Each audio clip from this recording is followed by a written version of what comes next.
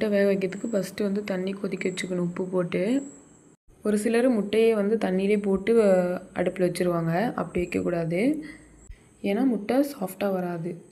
தண்ணி கொதித்ததுக்கப்புறமா ஒரு கரண்டி எடுத்து முட்டையை ஒவ்வொன்றா வந்து உள்ளே தண்ணிக்குள்ளே வைக்கணும். நம்ம கையில் வச்சோம்னா நம்ம கை சுற்றும், டப்புன்னு நம்ம கீழே விடும்போது முட்டை விரிசல் வந்து உடஞ்சிரும். அதனால் நீங்கள் கரண்டி யூஸ் பண்ணிக்கோங்க. முட்டை தண்ணிக்குள்ளே வச்சதுக்கப்புறமா அதுலேருந்து ஒரு 10 நிமிஷம் நம்ம டைம் வச்சுக்கணும். அதுக்கப்புறம் ஆஃப் பண்ணிடலாம். டைம் வந்து எக்ஸ்ட்ரா ஆகிடக்கூடாது, ஏன்னா அது வந்து ஹார்டாயிரும். நான் சொன்ன மெத்தடில் செஞ்சு பாருங்கள், சாஃப்டாக இருக்கும் முட்டை. முட்டை கிரேவிக்கு வந்து நம்ம எத்தனை முட்டை இருக்கோ அதுக்கு தகுந்த மாதிரி நம்ம வெங்காயம் தக்காளி அரிஞ்சிக்கலாம். நான் வந்து 2 வெங்காயம் 1 தக்காளி போட்டேன்.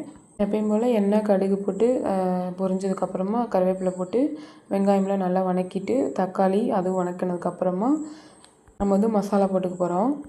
மல்லித்தூள், மிளகாத்தூள், மஞ்சத்தூள், கரம் மசாலா, சிக்கன் மசாலா, உப்பு நல்லா கிளறி விட்டுட்டு லைட்டாக மட்டும் தண்ணி விட்டால் போதும். மசாலா வந்து ஒன்றோட ஒன்று சேராதுக்காக தாங்க நம்ம லைட்டாக அப்படியே தண்ணி ஊற்றி கிளறிக்கிறோம். பச்சை வாசனை போகிற அளவுக்கு கொஞ்சம் நேரம் அப்படியே வந்து கிளறி விட்டுட்டே இருங்க. முட்டை வேக வச்சு இல்லைங்களா, அது வந்து தோலை எடுத்துகிட்டு 2ஆக வந்து கட் பண்ணிக்கிறோம். கட் பண்ணிவிட்டு நம்ம இப்போ அதை வந்து முட்டையை வந்து அதில் சேர்த்திக்க போகிறோம். முட்டை வந்து கிளறும்போது பொறுமையாக தாங்க கிளறணும், அது உடையாத மாதிரி. சிம்பிளாக ரசம் வச்சு இது செஞ்சு சாப்பிட்டாலும் சூப்பராக இருக்கும். இல்லை ஈவினிங் டைமில் கூட நம்ம சும்மா இது மாதிரி செஞ்சு கூட சாப்பிட்டுக்கலாம். இது ரெடி பண்ணதுக்கப்புறம் நான் கூட அப்போவே சாப்பிட்டேன். ரொம்ப சூப்பராக இருந்துச்சுங்க, அடிப்பொலி.